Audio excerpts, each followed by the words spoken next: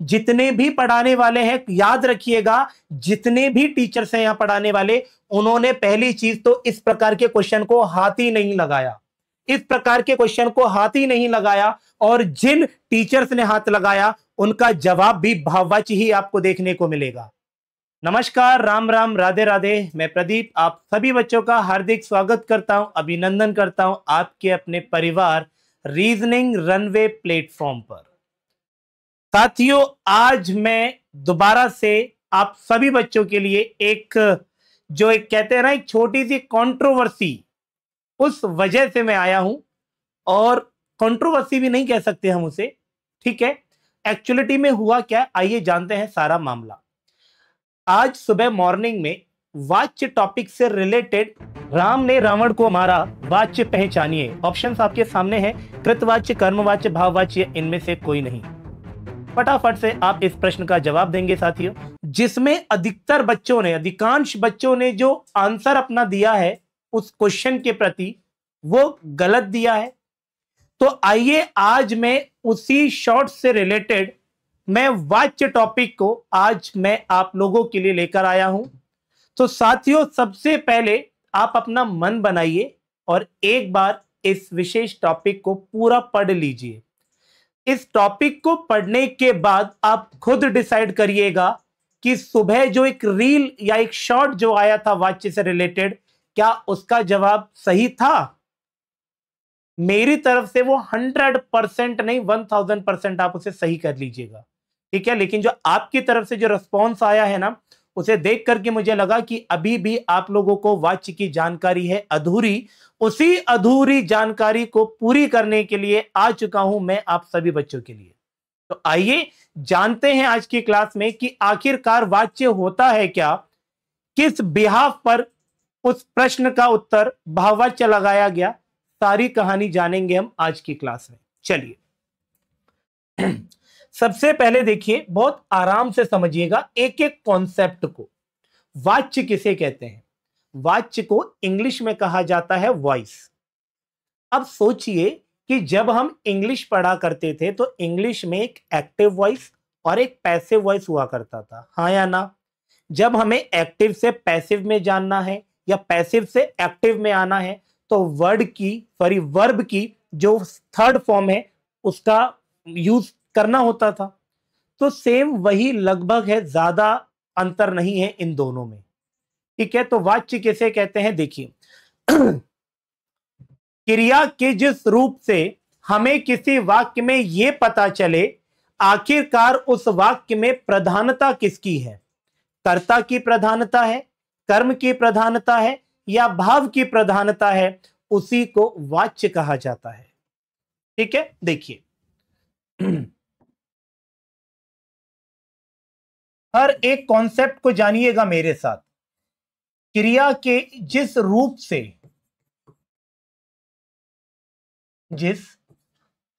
से यह पता चलता है कि वाक्य में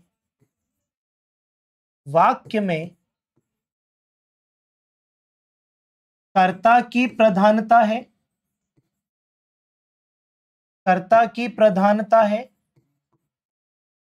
या कर्म की प्रधानता है,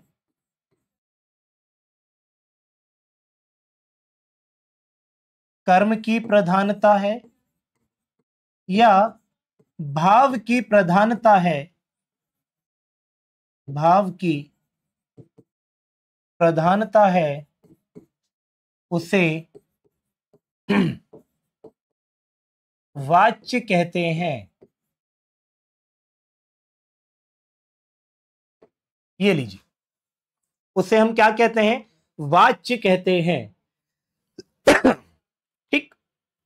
तो अब हमें यह पता चलेगा कि क्रिया का एक ऐसा रूप जिससे हमें यह पता चले कि उस वाक्य में प्रायोरिटी यानी कि प्रधानता है किसकी। साथियों, कर्ता की प्रधानता है, कर्म की प्रधानता है या भाव की प्रधानता है, उसी को हम क्या कहते हैं? वाच्य। अगला कॉन्सेप्ट यह है कि वाच्य कितने प्रकार के होते हैं। तो साथियों याद रखिएगा, वाच्य यहां पर 3 प्रकार के होते हैं। एक होता है आपका कर्तृवाच्य, क्या कहते हैं इसे हम, कर्तृवाच्य। नंबर 2 होता है आपका कर्मवाच्य। नंबर 3 होता है साथियों आपका भाववाच्य। कर्तृवाच्य को ही आप कर्तावाच्य कह सकते हैं, इसमें कोई दो राय नहीं है। अब हम जानेंगे धीरे धीरे करके कर्तृवाच्य किसे कहते हैं, कर्मवाच्य किसे कहते हैं और भाववाच्य किसे कहते हैं। तो एक सिंपल सी लाइन में तीनों की परिभाषा जानिए। जहां कर्ता की प्रधानता होती है उसे कर्तृ या कर्तावाच्य कहते हैं। जहां कर्म की प्रधानता होती है उसे कर्मवाच्य कहते हैं। जहां भाव की प्रधानता होती है उसे भाववाच्य कहते हैं। एक ही लाइन में तीनों की डेफिनेशन आपकी कंप्लीट हो गई। जो असली मुकाबला है वो अब शुरू होगा। इन सभी के नियमों को बारे में जानेंगे हम, एक एक करके बारीकी से इनके नियम पढ़िए, उसके बाद जानिएगा क्या सही है और क्या गलत है। सबसे पहले हम स्टार्ट करते हैं साथियों कर्तृवाच्य, जिसे हम कर्तावाच्य कहते हैं। डेफिनेशन मैंने आपको बता दी है। जहां कर्ता की प्रधानता होती है उसे कर्तावाच्य कहते हैं। कर्तावाच्य को पहचानने के लिए सर्वप्रथम इसके नियम आपको जानने बेहद जरूरी है। और वो नियम क्या है, चलिए अगर हम नियम की बात करें तो पहला नियम, कर्ता इसे छोड़ सकते हैं, जो इसे बाद में लेते हैं। पहला नियम ये लेते हैं, अकर्मक और सकर्मक क्रिया का विधान। इसका मतलब यह है कि कर्तावाच्य में ऐसे एग्जाम्पल्स होंगे, चाहे वो अकर्मक क्रिया हो चाहे वो सकर्मक क्रिया का हो। यानी अकर्मक क्रिया का उदाहरण भी कर्तावाच्य में शामिल हो सकता है और सकर्मक क्रिया का भी उदाहरण इसमें शामिल हो सकता है। रूल नंबर पहला। रूल नंबर 2 ये कहता है कि कर्तृवाच्य में कर्ता विभक्ति रहित होगा। विभक्ति रहित होगा। इसका मतलब देखिए, जब आपने पढ़ा होगा कारक तो उसमें बताया जाता है हमें कर्ता ने कर्म को करण से बताया जाता है ना, करण से, संप्रदान के लिए, अपादान से, संबंध का के की। तो साथियों ये जो है ना, ये कारक की जो चिन्ह है इसे आप विभक्ति कह लीजिए। तो इसका मतलब ये हुआ कर्ता विभक्ति रहित तो होगा। इसमें कर्ता के साथ किसी भी प्रकार की कोई भी विभक्ति नहीं लगी होगी। तीसरा पॉइंट,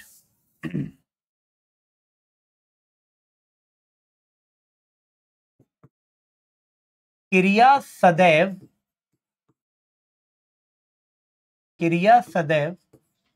कर्ता के अनुसार होगी। क्रिया सदैव कर्ता के अनुसार होगी। इसका मतलब यह हुआ कि अगर कर्ता स्त्रीलिंग है तो क्रिया भी स्त्रीलिंग ही होगी। अगर कर्ता पुल्लिंग है तो क्रिया भी पुल्लिंग ही होगी। क्लियर है? अब देखिए, इसके लिए एक छोटा सा नियम और है, वो मैं आपको बताऊंगा बाद में। सबसे पहले हम जानते हैं साथियों इसके कुछ एग्जाम्पल, जिससे आप अच्छे से और क्लियर कर पाए। क्लियर है? देखिए पहला एग्जाम्पल ये है, बच्चा रोता है। दूसरा, बच्ची रोती है। तीसरा एग्जाम्पल, गीता उपन्यास पढ़ती है।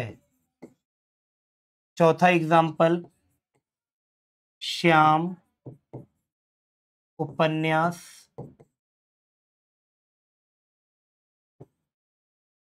पढ़ता है। ये लीजिए। अब इन तीनों नियम के आधार पर इन चारों एग्जाम्पल्स को हम मेजर करेंगे, जानेंगे।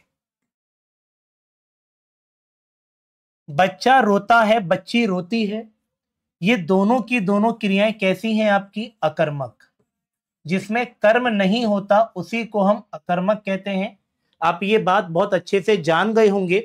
जब आपको इतनी अच्छी नॉलेज है कि इसमें कर्तावाच्य है, कर्मवाच्य है, तो आशा करता हूं तो आपको कर्म, अकर्मक, सकर्मक सब पता होगा। जिसमें कर्म नहीं होता वो अकर्मक क्रियाएं होती हैं। गीता उपन्यास पढ़ती है, श्याम उपन्यास पढ़ता है, इसमें उपन्यास जो है वो कर्म है, और जिन वाक्यों में कर्म होता है उससे हम सकर्मक क्रिया कहते हैं। यानी कि ये कौन सी क्रिया है? सकर्मक। तो रूल नंबर यहां पर हमारा पहले क्लियर हो गया कि कर्तृवाच्य में अकर्मक क्रिया भी हो सकती है और सकर्मक क्रिया भी हो सकती है। चलिए नियम नंबर सेकंड, कर्ता विभक्ति रहित होगा। इन चारों एग्जाम्पल में देखिए, बच्चा, बच्ची, गीता और श्याम, ये चारों कौन है? कर्ता है। कार्य को करने वाले को ही कर्ता कहा जाता है।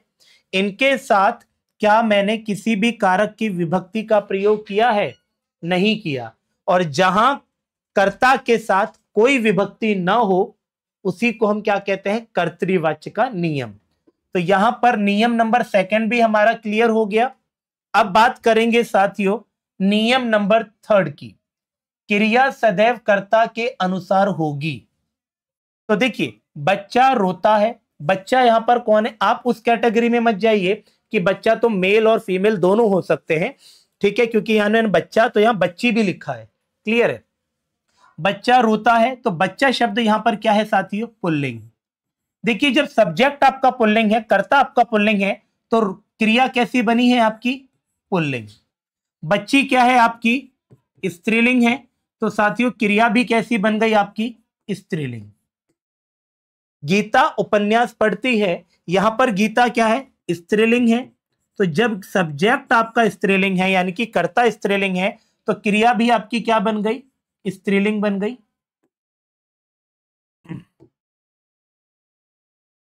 ये भी आपकी स्त्रीलिंग।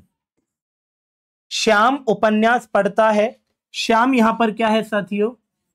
पुल्लिंग। तो क्रिया भी कैसी बनी है आपकी? पुल्लिंग। क्लियर है? और इसकी जो पीडीएफ है ना, वो सारी की सारी आपको एप्लीकेशन पे भी मिल जाएगी, घबराइएगा मत। ठीक। अब यहां पर रूल नंबर हमारा तीसरा भी लागू हो गया। जहां ये तीनों नियम लागू हो जाते हैं उसी को हम क्या कहते हैं साथियों? कर्तावाच्य यानी कर्तृवाच्य कहते हैं। ये नियम होते हैं, बिना नियम के आप आइडेंटिफाई नहीं कर सकते, आप जस्टिफाई नहीं कर सकते कि किस एग्जाम्पल में कौन सा वाच्य है। ठीक है, आशा करता हूं कि ये सारी चीज बहुत अच्छे से क्लियरली समझ आ गई होगी। इसके बाद एक चीज और देखिए, अगर आप उपन्यास की जगह अगर पत्र करते हैं, तो सीता पत्र पढ़ती है और राम पत्र पढ़ता है। कर्तावाच्य में क्रिया जब भी बदली जाएगी ना, वो हमेशा याद रखिएगा किसके अनुसार बदली जाती है? वो साथियों हमेशा कर्ता के अनुसार बदली जाएगी। क्लियर है? अब इसके साथ एक छोटा सा नियम और मैं आपको ऐड करता हूं, जिसे मैं नोट पॉइंट के तौर पे लिखना चाहूंगा आप लोगों के लिए। नोट पॉइंट,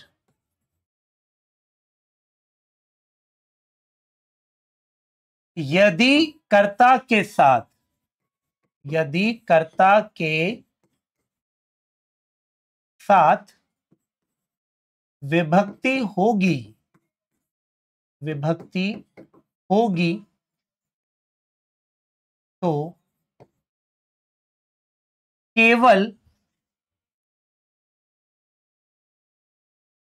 केवल ने विभक्ति होगी।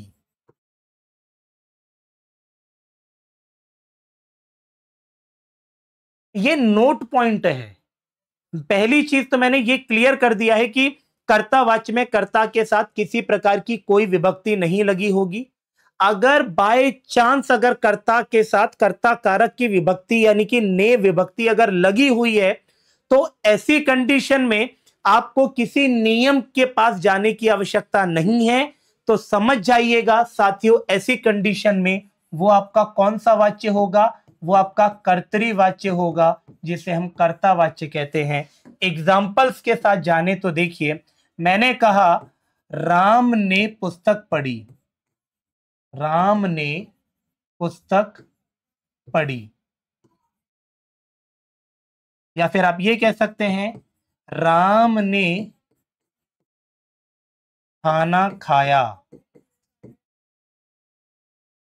अब आप देख पा रहे हैं यहां पर कर्ता कौन है? राम। और राम के साथ आपने किस कारक की विभक्ति का चयन किया है? कर्ता कारक की विभक्ति का चयन किया है।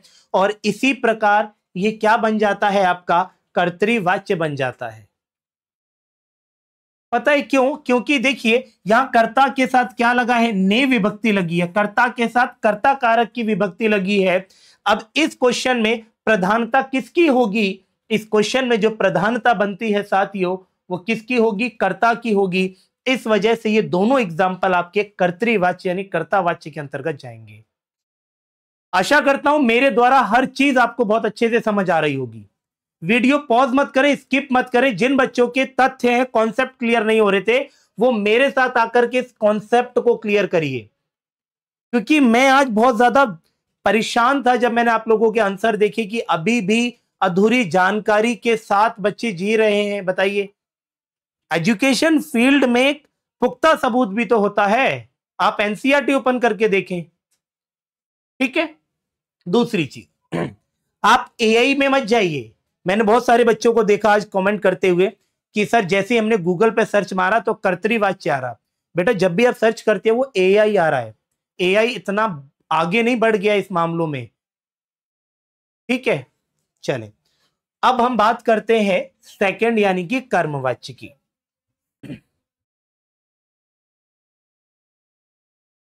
कर्मवाच्य किसे कहते हैं बताइए? कर्मवाच्य जो हम कहते हैं, जहां कर्म की प्रधानता होती है, उसे कर्मवाच्य कहते हैं। अब हम जानेंगे कर्मवाच्य के नियम क्या होते हैं। आप बिना नियम के आइडेंटिफाई नहीं कर सकते ना कि ये कर्तावाच्य, ये भाववाच्य या कर्मवाच्य है। सही कह रहा हूं नहीं कह रहा हूं? तो आप सबसे पहले इनके नियम को जानिए। तो इसका पहला नियम देखिए, ये रहा रूल नंबर फर्स्ट। अब देखिए जब बात होती है कर्म की तो ऑब्वियसली उसमें कर्म होगा, और जहां कर्म होता है वो आपकी सकर्मक क्रिया होती है। अर्थात कर्मवाच्य में केवल और केवल जो उदाहरण होगा वो सकर्मक क्रिया का होगा। रूल नंबर सेकंड, कर्ता के साथ या तो से लगा होगा या फिर के द्वारा लगा होगा। ये जो है ना साथियों, ये आपकी करण कारक की विभक्ति होती है। कौन सा कारक की विभक्ति? करण कारक की विभक्ति होती है। रूल नंबर थर्ड,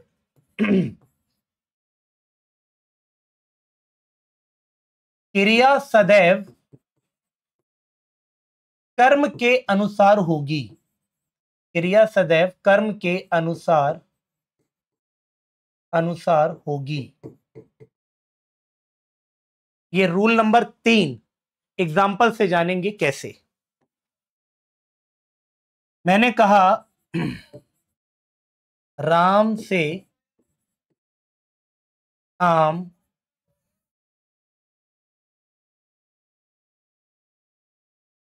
खाया जाता है। मैंने कहा शीतल से पुस्तक पढ़ी जाती है।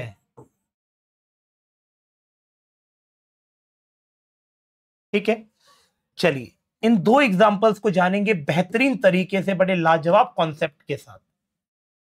देखिए, राम से आम खाया जाता है, इस वाक्य में जो राम है वो क्या है साथियों, ये है आपका कर्ता। ठीक है, ये क्या है आपका कर्ता, आम क्या है इसमें कर्म, और खाया क्या है अपने आप में क्रिया। तो साथियों जिन सेंटेंस में आप भी जानते हैं कर्म होता है उन्हें कौन सी क्रिया कहा जाता है, सकर्मक। इसका मतलब हमें यह पता चल गया ये सकर्मक क्रिया है। ठीक उसी प्रकार से इस प्रश्न में, इस एग्जाम्पल में, इस उदाहरण में पुस्तक क्या है कि कर्म है, और जहां कर्म होता है कौन सी क्रिया होती है, सकर्मक क्रिया। क्लियर है। तो आप देखेंगे इस चीज को साथियों, रूल नंबर पहला यहां पर आपका क्लियर हो चुका है। ठीक है, रूल नंबर पहला क्या था कि इसमें सकर्मक क्रिया आती है, दोनों एग्जाम्पल में सकर्मक क्रिया है। रूल नंबर सेकंड जानिए, कर्ता के साथ या तो से लगा होगा या के द्वारा लगा होगा। आप देख पा रहे हैं कर्ता के साथ यहां पर क्या लगा हुआ है, से लगा हुआ है, यहां पर भी से लगा हुआ है। रूल नंबर सेकंड मिल गया आपको। रूल नंबर थर्ड, क्रिया सदैव कर्म के अनुसार होगी। देखिए यहां पर आप देखें आम जो है वो अपने आप में कर्म है। आम, अब बताइए स्त्रीलिंग है या पुल्लिंग। आम शब्द जो है वो एक पुल्लिंग कैटेगरी में आता है। जब आम यानी कि कर्म पुल्लिंग है तो क्रिया भी कैसी बन गई, ऑटोमेटिकली पुल्लिंग। पुस्तक क्या है, स्त्रीलिंग, तो फिर क्रिया कैसी बनी, स्त्रीलिंग। अब आप क्या करें, इस चीज को लेकर के आप सोचिए, यहां पर जब भी आप, यहां पर मैंने जो कर्म है एक पुल्लिंग फॉर्मेट में लिया है, एक स्त्रीलिंग फॉर्मेट में लिया है। जैसे ही कर्म को स्त्रीलिंग किया क्रिया स्त्रीलिंग बन गई, और जैसे ही कर्म को पुल्लिंग किया क्रिया पुल्लिंग बन गई। अब आप सोच रहे हो कि गुरुजी जरा सब्जेक्ट को चेंज करके देखो। अब शीतल को आप यहां लेकर आ जाओ, शीतल से आम खाया जाता है, मैंने कर्ता को चेंज कर दिया स्त्रीलिंग में, क्या क्रिया पर कोई इफेक्ट आया, नहीं, क्योंकि क्रिया यहां पर जो बदलेगी वो कर्म के अनुसार बदलेगी, ना कि कर्ता के अनुसार। राम को आप यहां पर लेकर आ जाइए, राम से पुस्तक पढ़ी जाती है, यहां पर मैंने कर्ता को पुल्लिंग कर दिया, लेकिन क्या क्रिया बदली, नहीं। क्रिया तभी बदलेगी जब यहां पर कर्म बदलेगा। अब बताइए इसमें कहां दिक्कत है, कहां दिक्कत है इस चीज में। दोनों चीजें क्लियर हो गई, कर्तावाच्य भी और कर्मवाच्य भी।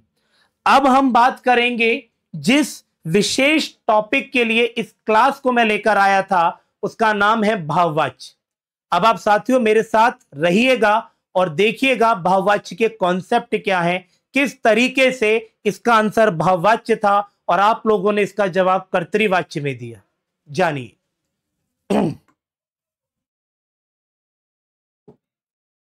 हेडिंग है सबसे पहले आपकी भाववाच्य।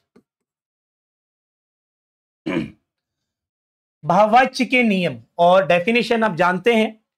इसकी दो डेफिनेशन है, शॉर्टकट में हम बोलते हैं कि जहां भाव की प्रधानता होती है उसे भाववाच्य कहते हैं। आप ये भी कह सकते हैं जहां कर्ता और कर्म की प्रधानता न होकर भाव की प्रधानता हो उसे भाववाच्य कहा जाता है। ठीक है, रूल नंबर फर्स्ट, इसमें केवल और केवल जो क्रिया रहेगी साथियों वो एक अकर्मक फॉर्मेट यानी अकर्मक क्रिया रहेगी। रूल नंबर सेकंड, यहां पर कर्ता के साथ या तो से लगा होगा या फिर के द्वारा, यानी कि इसमें भी कर्ता के साथ करण कारक की विभक्ति ही होगी। किसकी, करण कारक की ही विभक्ति होगी। अब आप सोच रहे होंगे कि गुरुजी यहां पर कर्ता के साथ से और द्वारा, आपने इससे पहले भी से और द्वारा लिखवाया। बेटा इसमें से और द्वारा तो है, लेकिन इसमें सकर्मक क्रिया काम कर रही है और इसमें से और के द्वारा के साथ अकर्मक क्रिया काम कर रही है। अब कर्ता वाच्य में आप खुद सोचिए क्रिया जो बदल रही थी वो कर्ता के अनुसार बदल रही थी, कर्मवाच्य में क्रिया कर्म के अनुसार बदल रही थी। तो अब मेरे प्यारे बच्चों आप ये बताओ, भाववाच्य में क्रिया किसके अनुसार बदलनी चाहिए? अगर कर्ता के अनुसार बदलेगी तो कर्तावाच्य बनेगा ना, तो भैया भाववाच्य का फिर क्या फायदा? अगर कर्म के अनुसार बदलेगी तो कर्मवाच्य होगा। यहां पर क्रिया कभी नहीं बदलती मेरे दोस्त, याद रखना इस बात को, ना ही तो कर्ता के अनुसार और ना ही कर्म के अनुसार। ठीक है। रूल नंबर तीसरा, क्रिया सदैव एक वचन में होगी, इसमें याद रखना एक वचन में, और एक इसमें जो क्रिया होगी ना साथियों वो आपकी एक पुल्लिंग फॉर्मेट में होती है। किसमें होती है? पुल्लिंग फॉर्मेट में रहेगी, और ये एक अन्य वचन के लिए यानी अन्य पर्सन के लिए, अन्य पुरुष के लिए भी होगी। चलिए अब हम जानेंगे जो आपका क्वेश्चन जो था उसके आधार पर। ठीक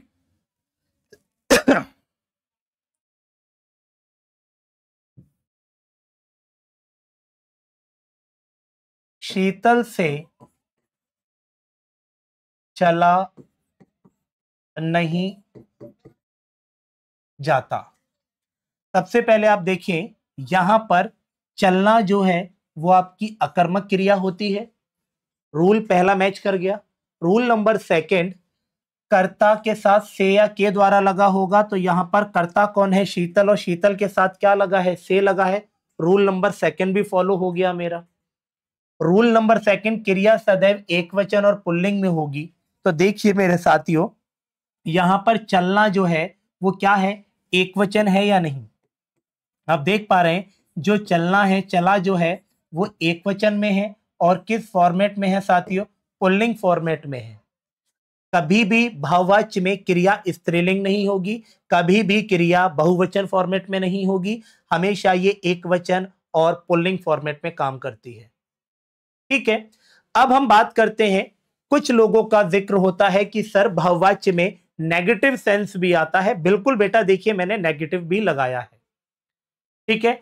हमारा जो मेन इस क्लास को लेकर आने का जो एक तात्पर्य है वो केवल और केवल भाववाच्य को लेकर था, और इसी भाववाच्य को देखिए आप बड़े गौर से और सोचिए क्या आप सही हैं या क्या हम सही हैं। ठीक। शीतल से चला नहीं जाता एग्जाम्पल हो गया। आप इसकी जगह कोई भी एग्जाम्पल ले लीजिए कि उससे उठा नहीं जाता। आप देखेंगे सारे के सारे नियम आपके मैच कर रहे हैं। ठीक है। अब हम बात करते हैं आज के हकीकत की। राम ने रावण को मारा। आज की जो एक शॉर्ट था उसमें मेरा ये क्वेश्चन था, राम ने रावण को मारा, इसमें वाच्य पहचानिए। अब इसमें वाच्य पहचानने से पहले सोचिए अगर यहां पर शीतल है, अगर मैं शीतल की जगह मैं कह दूं मोहन, तो क्या क्रिया पे कोई इफेक्ट आएगा? सोचिए इस चीज को। यहां पर किसी को भी चेंज कर दीजिए आप, क्रिया नहीं बदल पाएगी। अब मेरा कॉन्सेप्ट आता है आज का, राम ने रावण को मारा। साथियों जब इस प्रकार का कोई भी क्वेश्चन होता है तो आप सोचिए इस चीज को लेकर के। ठीक है। सोचिए कि कर्ता के साथ तो लगा है ने और कर्म के साथ लगा है को। अब अगर आप इसमें अगर आप कर्तृवाच्य का चयन कर रहे हैं तो मुझे बताइए किस बिहाफ पर किया जा रहा है? कौन सा ऐसा नियम कर्तृवाच्य का इसमें लागू है, मुझे बता दीजिए। अगर आप ये सोच रहे हैं कि सर कर्ता के साथ यहां ने लगा तो है, तो मेरे प्यारे दोस्त यहां कर्म के साथ को भी तो लगा है। अब बताइए क्या करेंगे आप? यहां कर्ता की विभक्ति भी है और कर्म की विभक्ति भी है। अगर आप बोलो कि सर ये तो कर्तावाच्य है, तो भैया कर्मवाच्य बुरा नहीं मान जाएगा कि भाई मैं भी तो लगा हूं तेरे साथ। और अगर आप चयन करते हैं कर्मवाच्य का, तो आप एक बात बताइए, तो फिर कर्तावाच्य बुरा नहीं मान जाएगा कि भाई अगर तू लगा है तो मैं भी लगा हुआ हूं।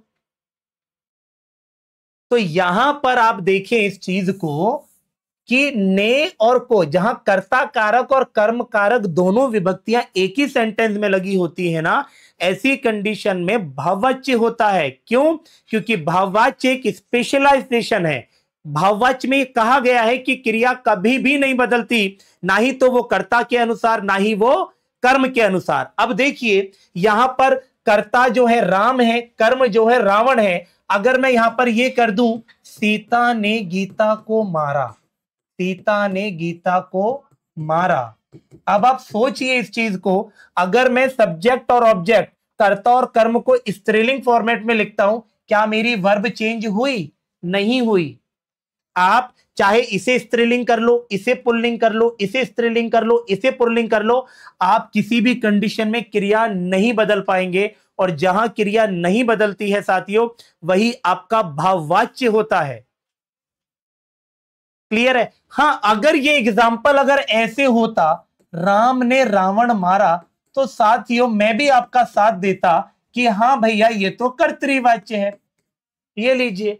लेकिन यहां कर्ता के साथ और कर्म के साथ भी तो विभक्ति लगी है। अब सोचिए आप किस आधार पर क्वेश्चन को देख पा रहे हैं, किस आधार पर उसका चयन कर रहे हैं आंसर का। अब यहां पर आप मुझे बस क्रिया को बदल के बता दीजिए, क्योंकि कर्तृवाच्य में तो आप सभी बच्चों ने ये पढ़ा है ना, कर्तृवाच्य में आपने ये पढ़ा है कि जो आपकी क्रिया है वो हमेशा कर्ता के अनुसार बदलती है। लो बदलिए जरा क्रिया को, यहां पर राम है, यहां पर सीता लिख दो, क्रिया बदल पा रही है? नहीं बदल पा रही। अगर आप कर्मवाच्य की ओर जाना चाहते हैं तो इसमें जो क्रिया है वो कर्म के अनुसार बदलती है। ये लो रावण को आप गीता कर लो, क्या क्रिया को बदल पा रहे हैं आप? नहीं बदल पा रहे हैं। तो ऐसे कॉन्सेप्ट को लेकर है ना, थोड़ा सा आप सोचिए क्या हम सही हैं या नहीं। ठीक है। दूसरी चीज आप देखिए, बहुत सारे क्वेश्चंस ऐसे आप लोगों को हिंदी में मिल जाएंगे। जितने भी पढ़ाने वाले हैं याद रखिएगा, जितने भी टीचर्स हैं यहां पढ़ाने वाले, उन्होंने पहली चीज तो इस प्रकार के क्वेश्चन को हाथ ही नहीं लगाया, इस प्रकार के क्वेश्चन को हाथ ही नहीं लगाया। और जिन टीचर्स ने हाथ लगाया उनका जवाब भी भाववाच्य ही आपको देखने को मिलेगा। तो साथियों मैं हमेशा कहता हूं कि अच्छा पढ़ें, सही पढ़ें। मैं यहां पर आपको हिंदी पढ़ाने नहीं आया हूं, मैं हिंदी आपको सिखाने भी आया हूं कि किस तरीके से शब्दों को बोलना है, किस तरीके से आपको एग्जाम में बैठ करके सही विकल्प का चयन करना है। बहुत सारे कॉन्सेप्ट हैं साथियों ऐसे। तो अगर मैं आपको जब वर्णमाला लिखाऊंगा तो आप में मतभेद हो जाएगा कि सर स्वरों की संख्या क्या है। बताइए, स्वरों की संख्या 11 भी होती है और 13 भी होती है। कौन कहता है 13? बताइए आप मुझे। आप अगर 13 कहते हैं तो मैं 13 भी गलत करने के लिए सबूत दे सकता हूं कि 13 नहीं है बच्चों, 11 ही होते हैं। अब जिन बच्चों ने 13 पढ़े होंगे बताइए, उनके लिए समस्या आ गई, अरे सर हमने तो 13 पढ़े थे लेकिन आप हमें 11 बता रहे हैं। और जिन बच्चों ने 11 पढ़े वो बड़े खुश हैं कि अरे देखो हमारा आंसर सही है। अब किस आधार पर सही है ये बात भी मैं आपको बता दूंगा। ठीक है। ऐसी छोटी छोटी जानकारी के लिए ना आप मेरे साथ जुड़िए, आप मेरे साथ चलिए, आप बहुत कुछ सीख पाएंगे इस हिंदी में। जब आप लोगों ने इतना प्यार दिया है तो उस प्यार को कम नहीं किया जाएगा मेरे दोस्त। चलें, तो आज के लिए इतना काफी है। लेकिन जाने से पहले मैं अपने प्यारे प्यारे छोटे छोटे गोलू मोलू साथियों को, भाइयों को एक छोटी सी बात बताना चाहूंगा कि आपने हिंदी साहित्य की क्लास पर जो प्यार मुझे दिया है उसके लिए तहे दिल से आप लोगों का शुक्रगुजार हूं। और साथियों हिंदी साहित्य की क्लास आपको मिलेगी, निश्चित तौर पे मिलेगी, घबराइए मत साथियों। अभी मैं वाईटी पर उतरा ही कहा हूं, अभी तो युद्ध की तैयारी हुई है, युद्ध लड़ना तो बाकी है मेरे दोस्त। तो थोड़ा सा धैर्य रखिए, पेशेंस रखिए। ये मत सोचिए कि गुरुजी ने एक टेलर दिया है, बच्चों वो टेलर है। अभी पिक्चर आएगी, फ्री ऑफ कॉस्ट आएगी, हिंदी साहित्य आएगा आप लोगों के लिए यूट्यूब पर एब्सोल्युटली फ्री ऑफ कॉस्ट। घबराइए मत, थोड़ा सा धैर्य बनाए रखिए आप मेरे साथ। क्लियर है? और आपने जो इतना प्यार दिया बहुत बहुत धन्यवाद साथियों। और मेरे उन प्यारे प्यारे छोटे छोटे दोस्तों के लिए जिन्होंने इस क्वेश्चन को गलत समझा, आप थोड़ा सा एक बार चेक करिएगा साथियों, सच्चे तन मन धन से बैठिएगा, विचार विमर्श करिएगा। ठीक है। आशा करता हूं आज की क्लास पसंद आई होगी और निराशाजनक नहीं है। कोई उदास मत होना कि अरे सर आज तक हम गलत थे। बेटा आप लोग यहाँ सीखने आए हैं और हम आपको सिखाने आए हैं। ठीक है, चलो काफी आज के लिए। Okay, bye bye, thank you, जय हिंद।